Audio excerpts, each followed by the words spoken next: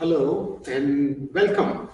My name is Salman Kureishy and I'm the Program Director for Engineering, IT and Information Programs here at the School of Continuing Studies. I'm very happy to have this session for you, which I'm sure you will enjoy and you'll find very informative. It's part of our Realize Your Dream webinar series. We have a whole series on our programs. And it's going to be a dynamic and interactive session to tell you something about LIEP. LIEP, as some of you may know, stands for Licensing International Engineers into the Profession. That's the name of the program. It's a unique program. It is designed for people who are internationally educated and want to acquire the PEng license, which is awarded by the Professional Engineers Ontario. And it has many courses. We will be talking about the typical profile in this program, who is this program for, how can you benefit from this, is there any financial assistance available, and things of that sort. And with me are two people that would help us do this. We have Marium Huzaifa, who was participant in the LIEP program in the past. And we have Reza Mirza Hessabi, who's an instructor in the LIEP program. Thank you so much for coming. So happy to have you here. And why don't we start by learning something about you. So Marium.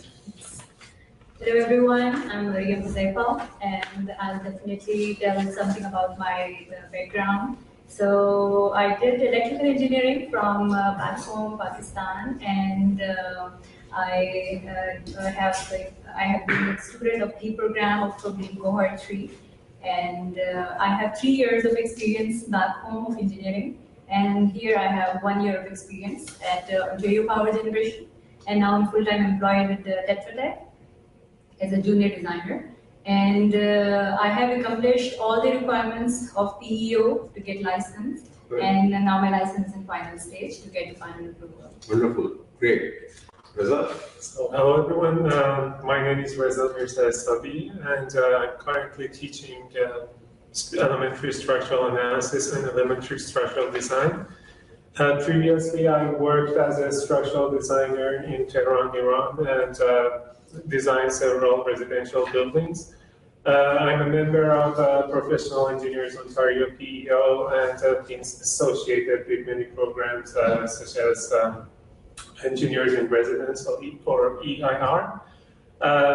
If I tell you about my background, I had a bachelor's degree in civil engineering and a master's degree in earthquake engineering, hydraulic structures, and then I moved to Canada. I studied my second master's at the University of Alberta in structural engineering, and currently I'm a senior PhD candidate at the University of Toronto.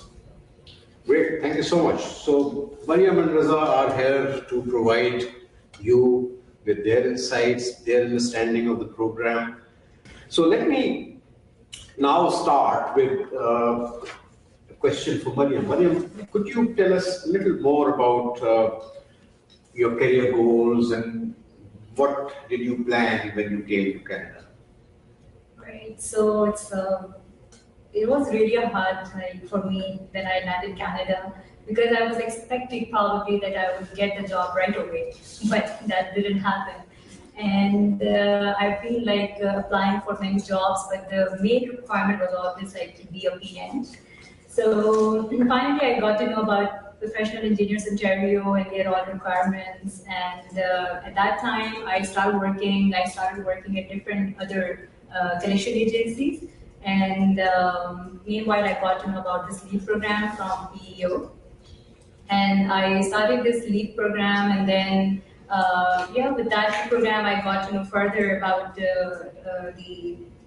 this internship of Ontario Power Generation, which I got to know by this program, and I also accomplished my PPE requirement, and so the challenges were like, it's all because of this to get licensed. So that license to work as an engineer. Yeah, to work as a professional engineer, it was a big goal here. Yeah. So, Reza, is that something that you find in your class also? People that you teach, what are they looking for? Why are they? Yeah, so for many of them, the experience is the same. Their career objective is to obtain the engineering license and to get there to find their first job. However, it was interesting for me that we have many participants that enroll in this program and take these classes just to learn the topic. They find it useful to know more about the topic. Some of them find it useful to use their knowledge in their jobs. Another thing that is different from the experience may be that for some of the participants, it's been a long time since their graduation from university. Just last night, I was talking to someone who was graduated from university in 1985. Wow, so that's almost 30 years. Yes, so we had, it ranges from 2-3 years to 20, 25, 30 years. Great diversity Yes. background. So you mentioned some challenges, but can we talk about some detail? What specifically was your main difficulty? What was the main challenge that you faced, and what did you do to address that? So during this LEAP program or before I did? Before you got into the LEAP program, yes. So the main challenge was to get the right direction, because it makes you so like disappointed when you're being applying to different jobs and you didn't get any response. So that nobody can tell you what's the main problem, where you are stuck actually. So then, of course, when I got connected with PEO and all that, then I got to know this LEAP program. Then I got to know, okay, I have to get licensed, and the first requirement is my academic requirements and all that. Yeah, so tell us what was those challenges that you thought would be overcome in the LEAP program? So in the PEO requirement, what did you find? What did they ask you to do?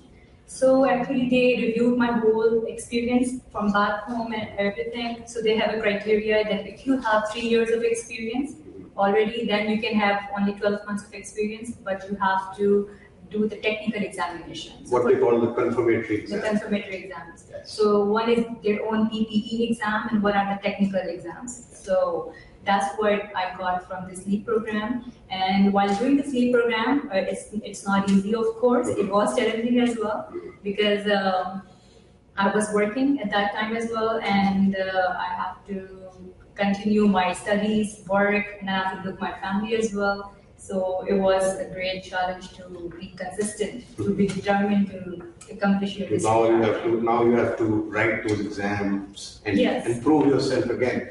So Reza, is that something that you find in your class also? Basically, this challenge of having to demonstrate that you are an engineer and you have studied engineering. Is that something that you find? Yes, it is. And as I mentioned, for some of the students, it's been a very long time since their graduation, and during this time period, lots of codes and standards have changed. So not only they have to refresh their knowledge, but not only they have to show that they know the topic, they also have to put it in the new context.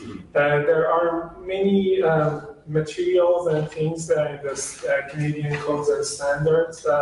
For example, if I speak for my course structural design, for many of the students, wood as a structural material was something new and they were not familiar with it. So they all had that challenge. And another thing that I can mention is, as Marium mentioned, some of them have part-time, full-time jobs outside, and they find it very difficult to have enough exercise and solve enough examples and problems at home.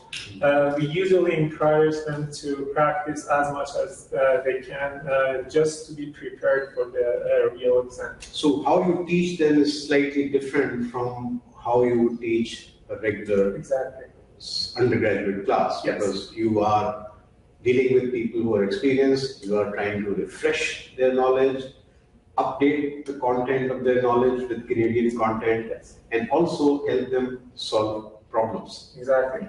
Great. And because they have all seen these topics before, they usually ask very good questions. Good question. Yes. They are all mature, Exactly. experienced people. So Mariam, I'm sure there are many challenges. So when you come from another country and you land, there are many challenges. But during this settlement period, you mentioned about doing jobs and having to worry about licensing. So what are some of the challenges that you faced in this period when you were trying to get a license and find a job? But for example, some of these might have been financial difficulties or challenges. Yeah. Can you talk a little bit about your experience? So at the point in time, I got to know about this LEAP program. Of course, I got to know about it, costs and everything, but I had to get this opportunity because I have to accomplish one of the requirements of PEO. And I got actually the government bursary. It's for the LEAP program, and it's actually depends on your like family income. And at that point of time, I told you all that I was just working in some agency just for like keep myself busy. So I talked to the program. They offered me this financial support, and thank God I got this, and it's all good. Yeah, it good. It was good for me. And Reza, so in your classroom, have you ever heard of your students talking about such difficulties? Yes. Usually, the biggest challenge for newcomers is finding the first job. I think usually taking programs like this and enrolling in programs like this helps them to find their first job. Another thing is for some of the students, they have some problems with language. And fortunately, there are many opportunities here for them to improve their. Yeah, we have many English language courses in the school, as well as there are community agencies outside. So you had people Yes. who face those challenges. And by the way, let me remind you, please take questions, write down questions, or at least keep collecting your questions and send it to us. I told you there are several methods through which you can do that. So don't forget if you have questions on some of the issues that we are discussing. So talking about the program, some of the students here in other courses at the school talk of the need for networking. So when you come from another country, I am assuming that need is even greater. So did you, for example, Mariam, feel the need for networking? Was that a challenge? Yes, of course. Like in the beginning, I didn't have that much network, and I created my own network. And after getting this LEAP program, I think there were lots of workshops as well that happened, and they connected us for LinkedIn programs and other workshops. And then we have language course as well. And that the main part was to develop your network, so that you may connect with different people, you may exchange your experience with different people and get to know more about them. And especially when we are in class, there are lots of people from different backgrounds, and they have different experience, but of the same like electrical engineering. Right? Yeah. Then I really expanded my network, and it helped me a lot. And people were there in the class from different companies. They work in different companies. So you got to know about a lot from them. Reza, is that something that you also see in your classroom? Absolutely, and I think there is no need to emphasize the importance of networking. We usually encourage them to expand their professional networks as much as they can.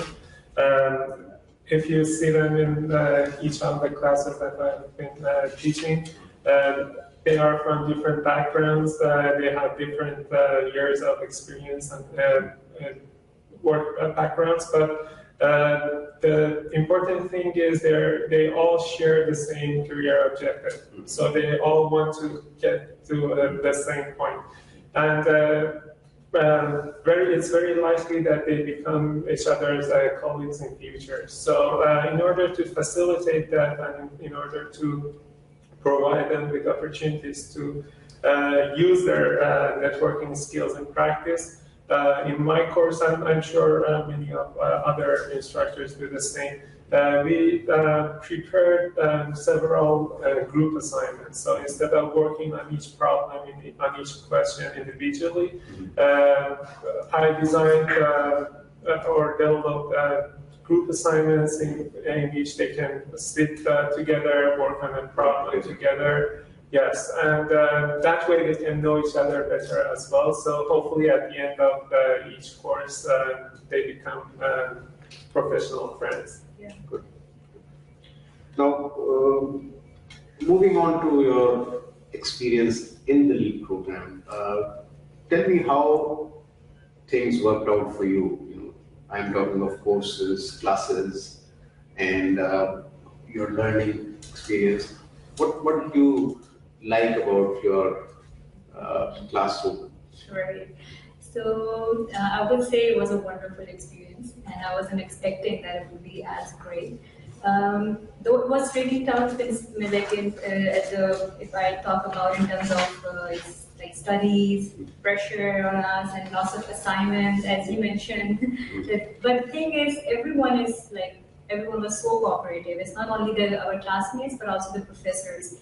They even ask us, if you have any questions, come us like after the class, you can sit down. If something is not clear, we will make you clear and all that. And yeah, as I mentioned in the assignments, sometimes I don't have time to finish my assignments, and if I am not finding the right solution, so I contact my class fellows, and they are very, very cooperative and very supportive. And in that way, we did our midterms and the final papers. And as well, it was discussed before that there are regular students of UFT and we, the LEAP students. So there is a great difference because we are already have gone through that studies, and we are not the regular students only. But the thing is, when we get the final exam, so it's of the same caliber. They're no different. So you have to very much pay attention. What are you studying here? And make yourself ready for all the assignments, midterms, so that you must perform good at your final. Yeah.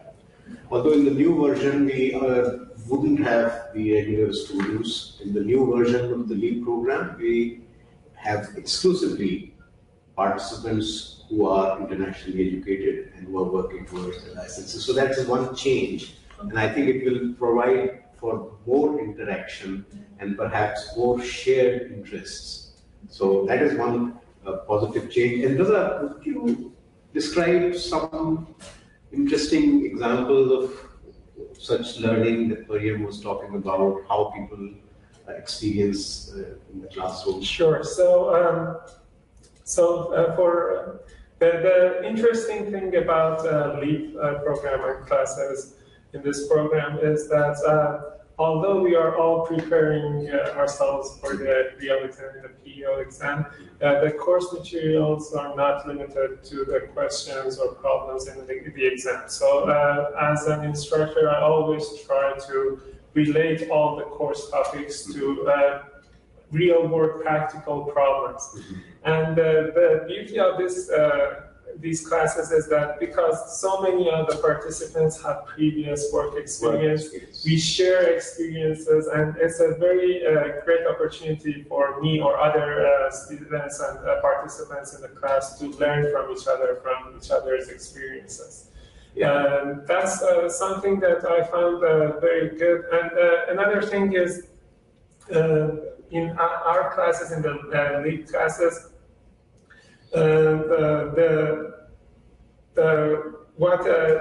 so they all have different problems. For example, sometimes they come up and because it's been a long time for some of them, they have problems with timing their exams. So we all sit together, we all think about the best ways to solve those problems. So it's more like a community. It's not like a regular undergraduate class with a professor and some students listening to them. It's just we all want to achieve the same thing, and I really like that. So it's not just learning the subject, but also how to solve problems so that you time it well, Yes. that you are able to actually, when you face the exam, you are able to perform better. That's that also what you do in the classroom. Yes.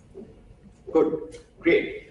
Now let's talk about the financial assistance. You mentioned that, you know, as a newcomer, as someone who's struggling, who was struggling to find employment and also to reach your educational cost, you got financial help.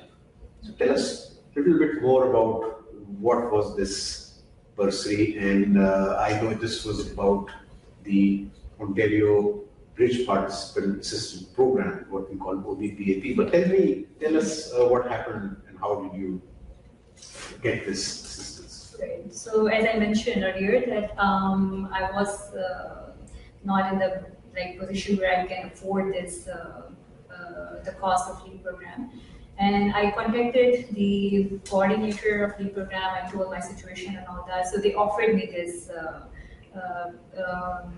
bursary. So, but they have certain criteria, and you have to meet that criteria which falls under your family income. So it's some limits. I think you have some information available. Yes. It's the information is on our website, but what Marium is talking about is the bursary. It is not a loan, unlike OSAP.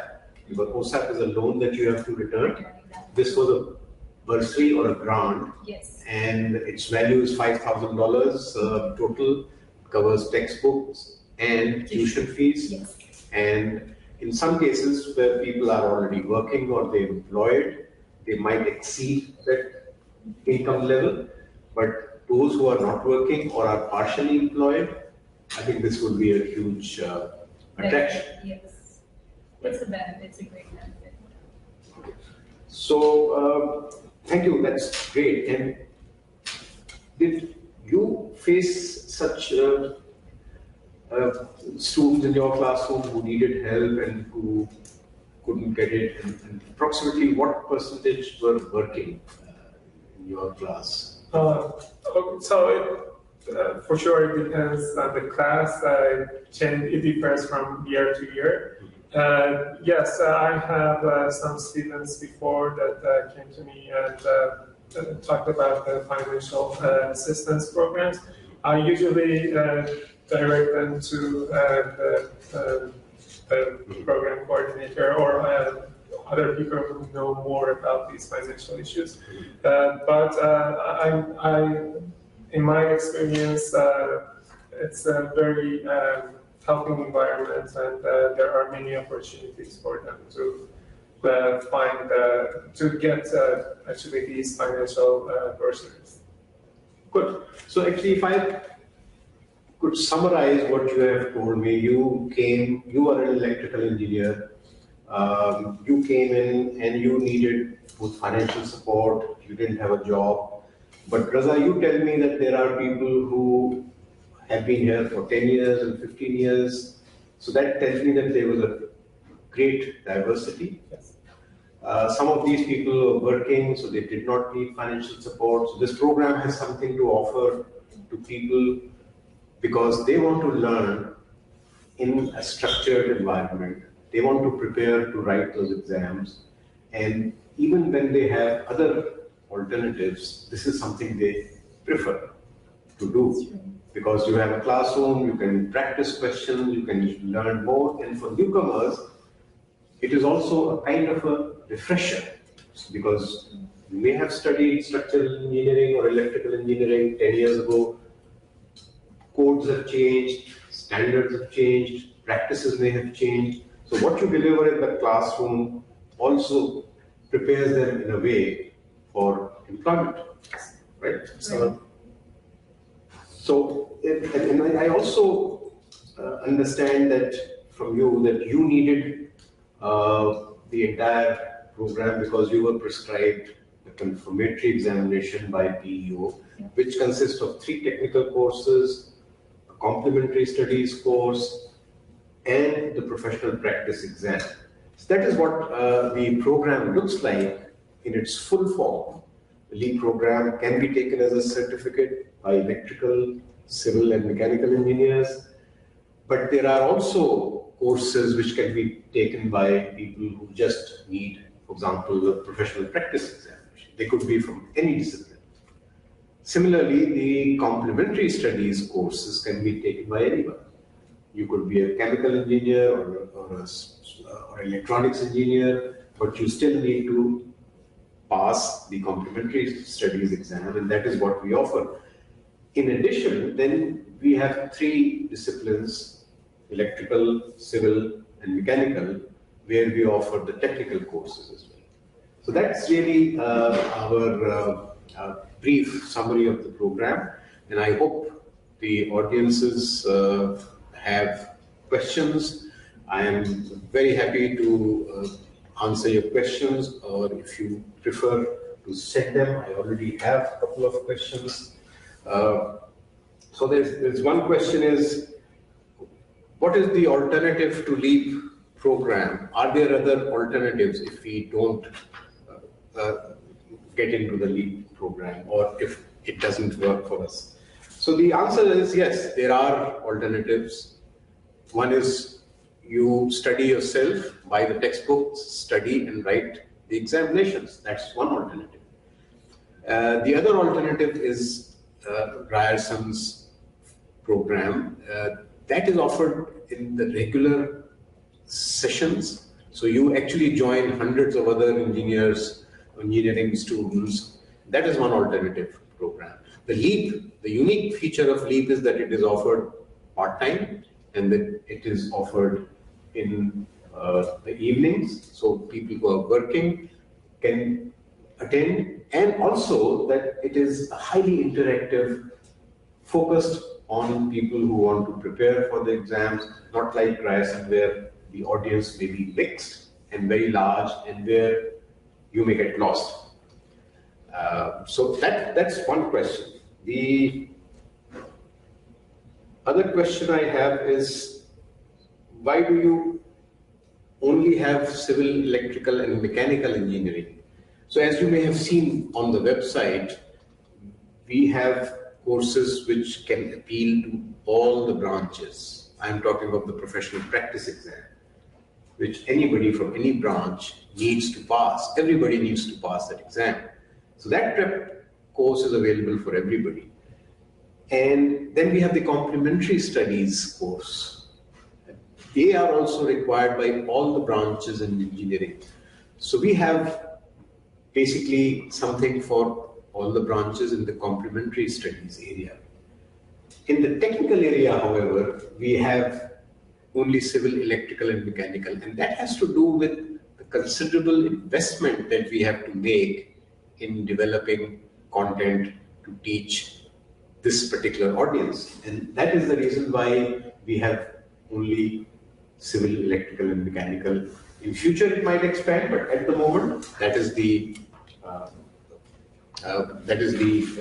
area: civil, electrical, and mechanical.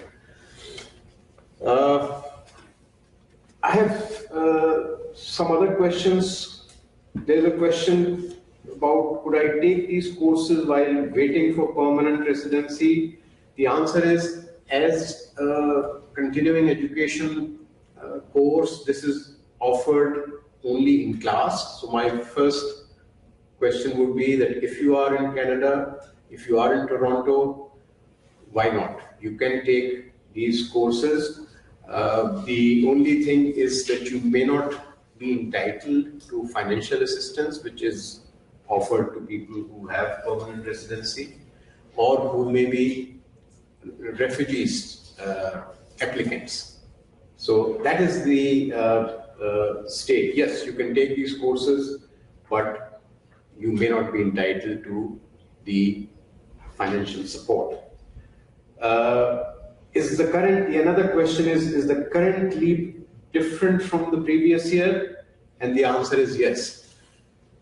let me tell you how it is different. Marium, who was a participant in the previous version, was part of a funded program by the ministry, which meant that we offered this as a partnership with the Faculty of Engineering and the Professional Engineers Ontario, and we offered this as a class that could be attended by anybody, even the regular student. It was just like a regular course.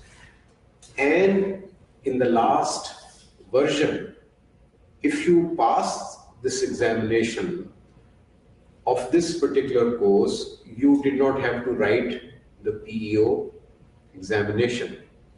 In this version, which we are offering now, you have exclusively LEAP participants.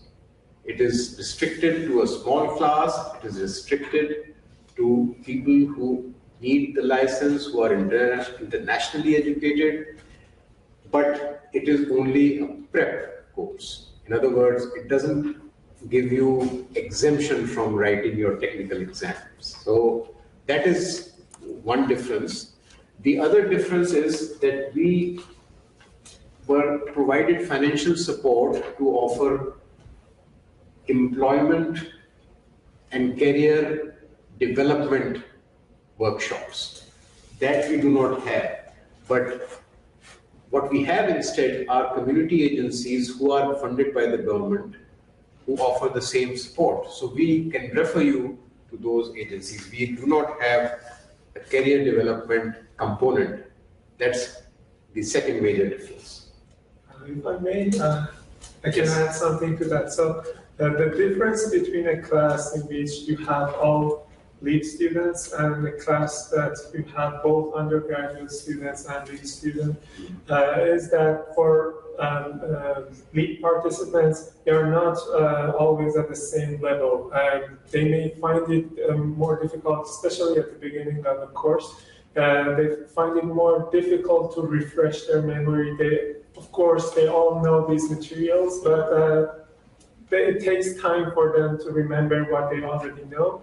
And another difference is with undergraduate students, they have free time, they can work on their problems, they can spend a lot of time practicing, which is not the same story with the LEAP participants. And this gives the undergraduate students an unfair advantage. So in a class like this, in a program like this, where we all have LEAP students, first of all, the class sizes are smaller, so as an instructor, I can share the time between them equally more attention, and I can give them more attention, and we can go over their questions and problems in more detail, in more depth.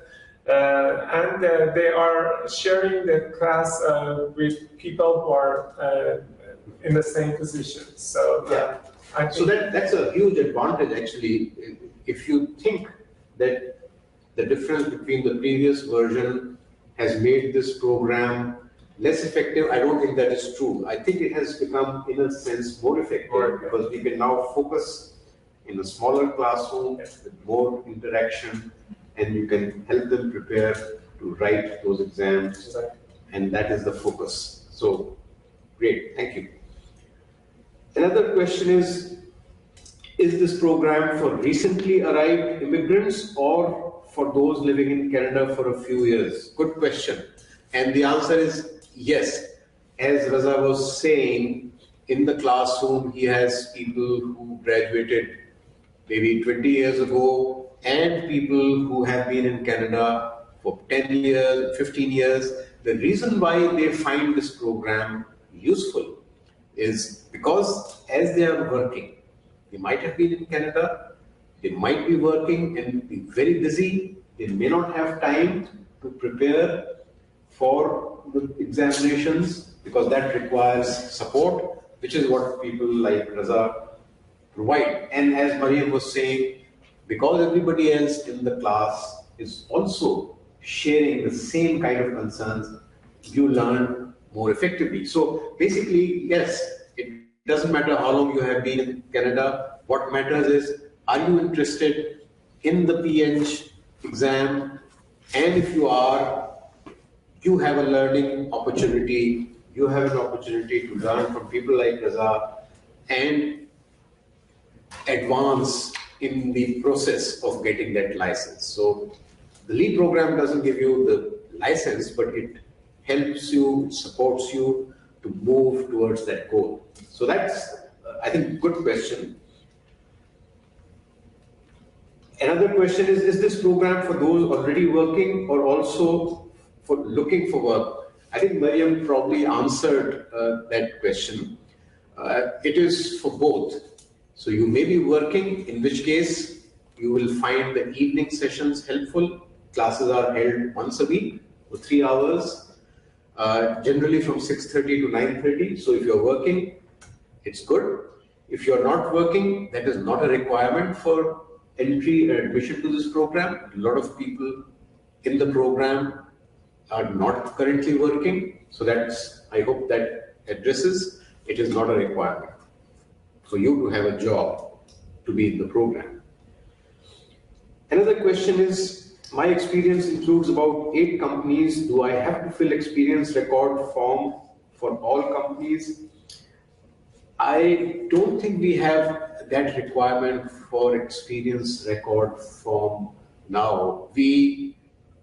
All we need from you is the application for admission, and the registration process is fairly simple. It's online. Where you might need to put something would be in your financial application for financial support, and I don't think you need to provide this kind of detail in the new version of this program. So I don't know where you experience this difficulty.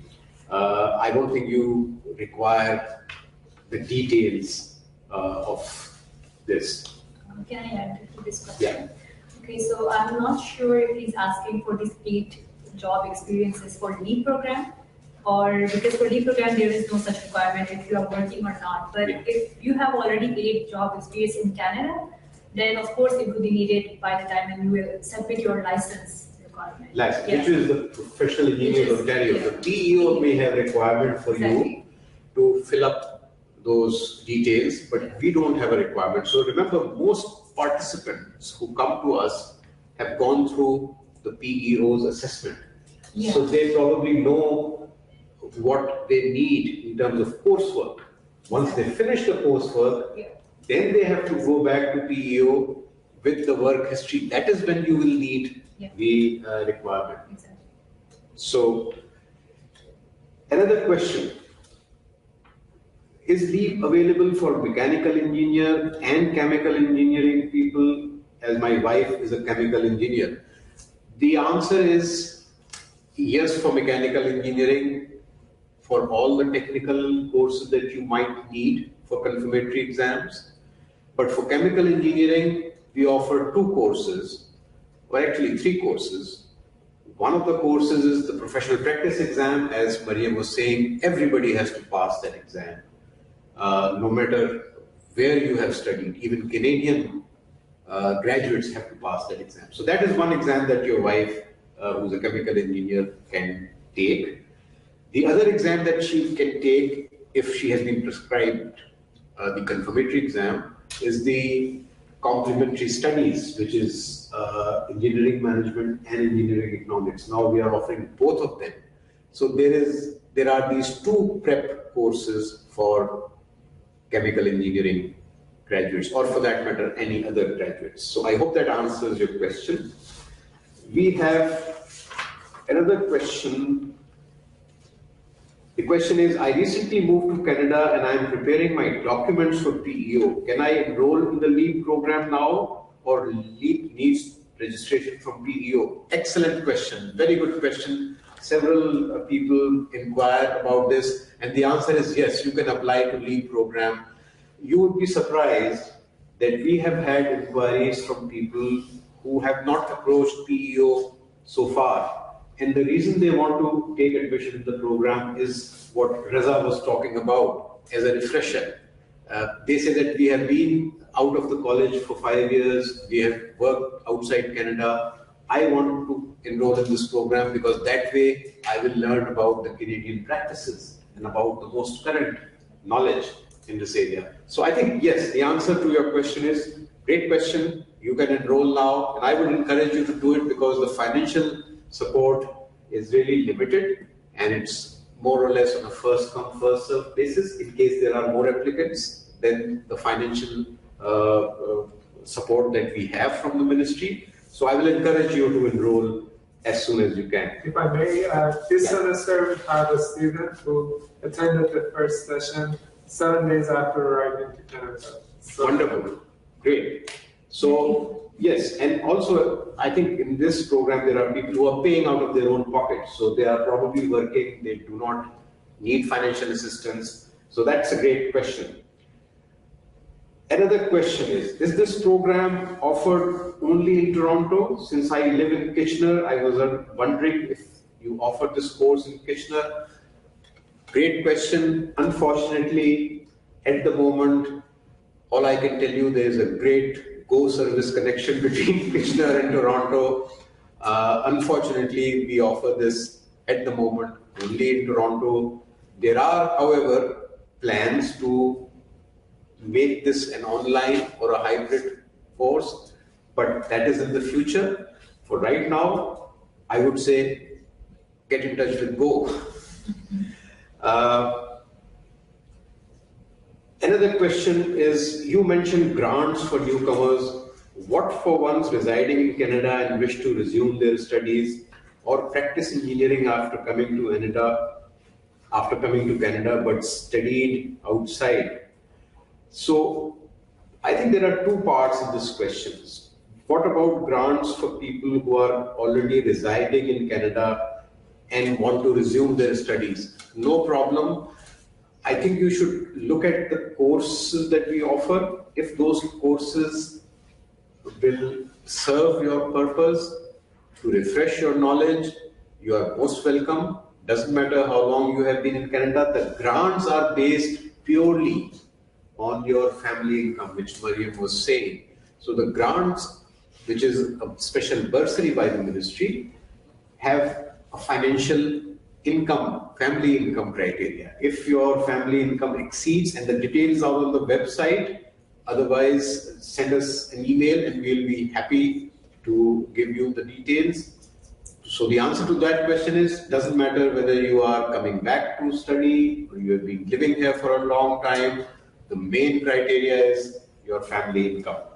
The other part of your question is, if you are practicing engineering or you want to practice engineering and you are not currently doing it, can this program be of benefit? I think that is probably what you are trying to find out.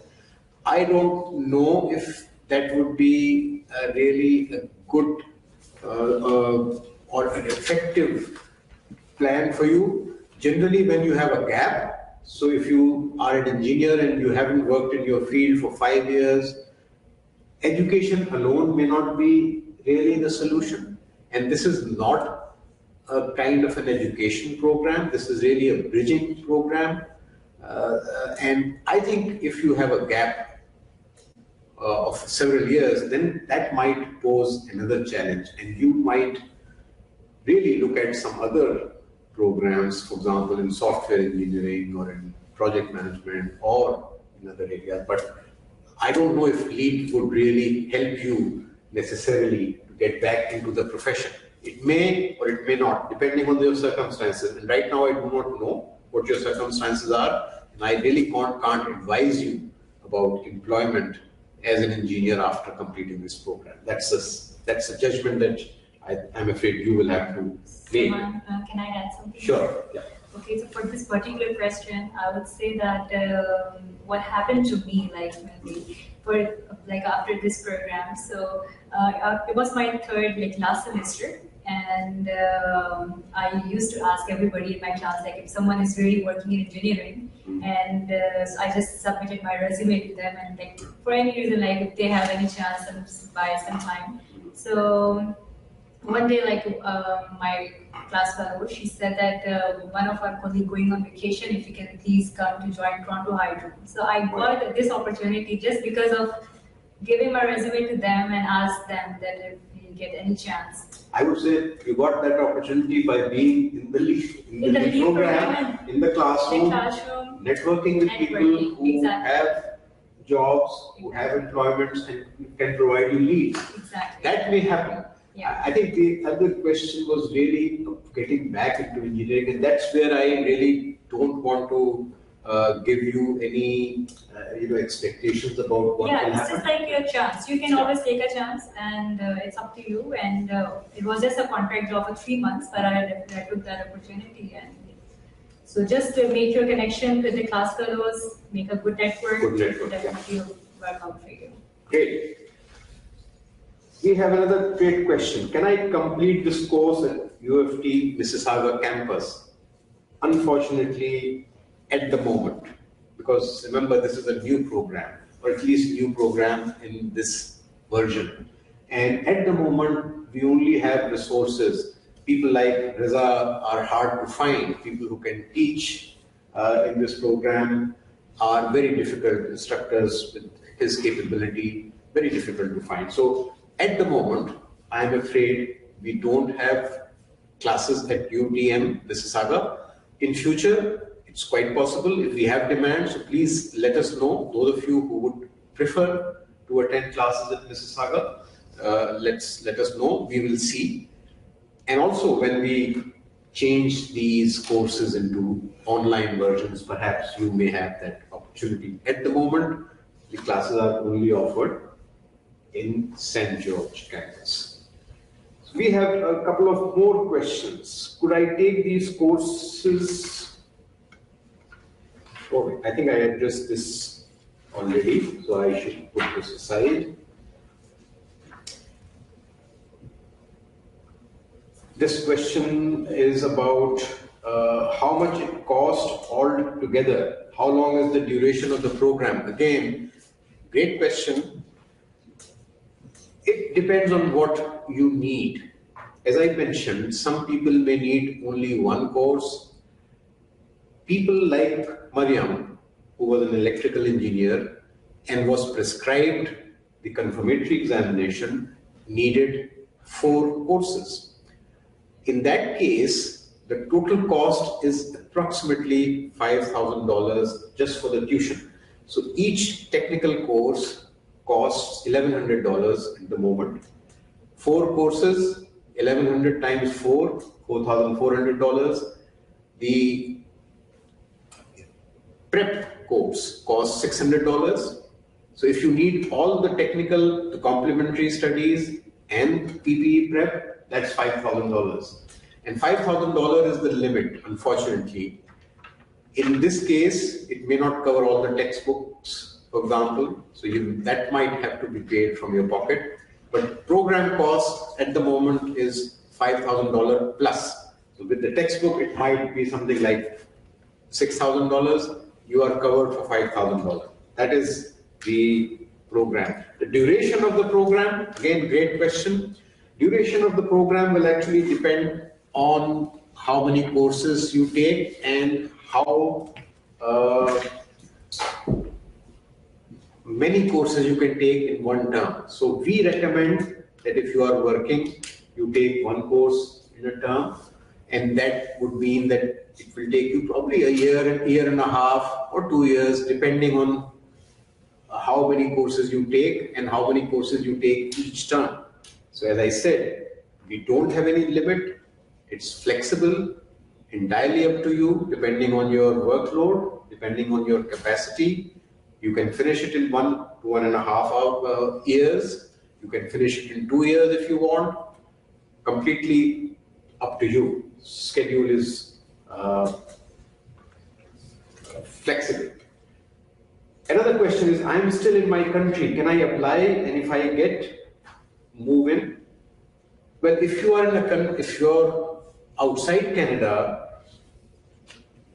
you can apply, and if you are then given permanent residency, you can join. I'm not sure, our next session starts in the winter, in January. Certainly you can apply, but if by that time you are still not in the country, you can withdraw. So if you want to take a chance, sure, you can, as you know, you have to probably submit the fees. This is how it works. In most cases, when you register, you have to submit the course fee. And what happens is that people generally apply for financial support before that to get an idea whether they would qualify.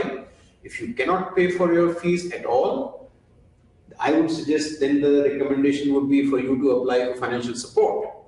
Now, you cannot apply for financial support if you're not in Canada, unfortunately, and if you do not have permanent residency. But if you want to apply for the course, yes, the answer is yes. Please. Another question is, how much standing LIEP has at other provincial or at international level? Will it be considered to get a license of other province just in case a job is secured in other province? Does the program give credits for master's degree for future studies in Canada?